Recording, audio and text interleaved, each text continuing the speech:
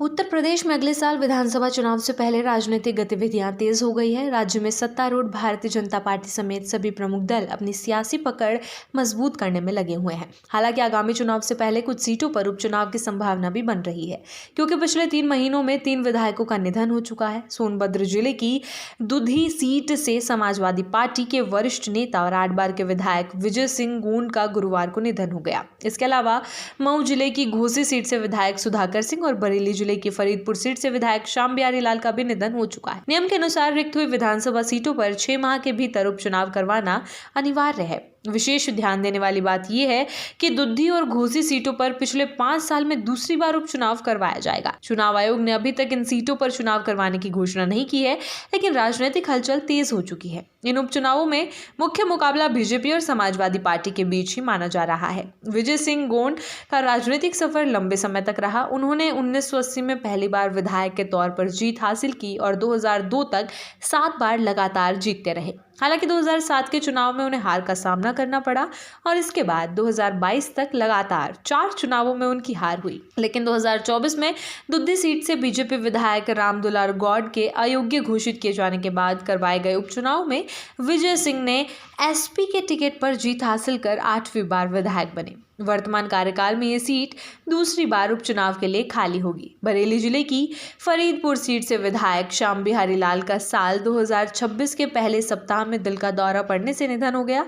वो दूसरी बार विधायक बने थे और 2022 के चुनाव में महज 2921 वोटों के अंतर से जीत हासिल की थी। ऐसे में बीजेपी के लिए इस उपचुनाव में मुकाबला आसान नहीं रहेगा। दूसरी ओर समाजवादी पार्टी इस बार कड़ी चुनौती देने की तैयारी में है। मऊ जिले की घोसी सीट भी पिछले साल 20 नवंबर को विधायक सुधाकर सिंह के निधन के कारण खाली हो गई थी। साल 2022 के विधानसभा चुनाव में ये सीट सपा के टिकट पर दारा सिंह चौहान ने जीती थी, लेकिन बाद में बीजेपी में शामिल हो गए थे, जिससे सीट खाली हुई।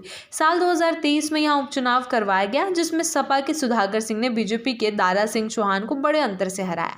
सुधाकर सिंह की मृत्यु के बाद उनकी पार्टी ने उनके बेटे सुजीत सिंह को उम्मीदवार घोषित कर दिया है। अब देखना यह है कि 2027 के विधानसभा चुनाव से पहले बीजेपी इस सीट पर अपनी पकड़ मजबूत कर पाएगी या नहीं। तीनों सीटों पर उपचुनाव से पहले राजनीतिक दलों की रणनीतियां भी साफ दिख रही हैं। बीजेपी ने हर रिक्त विधानसभा सीट पर अपनी ताकत बढ़ाने की कोशिश शुरू कर दी है, जबकि सपा और अन्य विपक्षी दल भी अपनी जीत सुनिश्चित करने के लिए उम्मीदवारों और स्थानीय स्तर पर चुनावी माहौल तैयार कर रहे हैं। इस बार उपचुनावों में पार्टी संरचना, प्रत्याशियों की लोकप्रियता और स्थानीय मुद्दों की अहमियत प्रमुख भूमिका निभाएगी। दुद्धी और घोसी जैसी सीटों पर मतदाताओं का रुझान पिछले चुनाव के नतीजों और अब तक के राजनीतिक घटनाक्रम पर भी निर्भर करेगा। वहीं फरीदपुर सीट पर सपा और बीजेपी के बीच प्रतिस्पर्धा काफी कड़ी होने की संभावना है।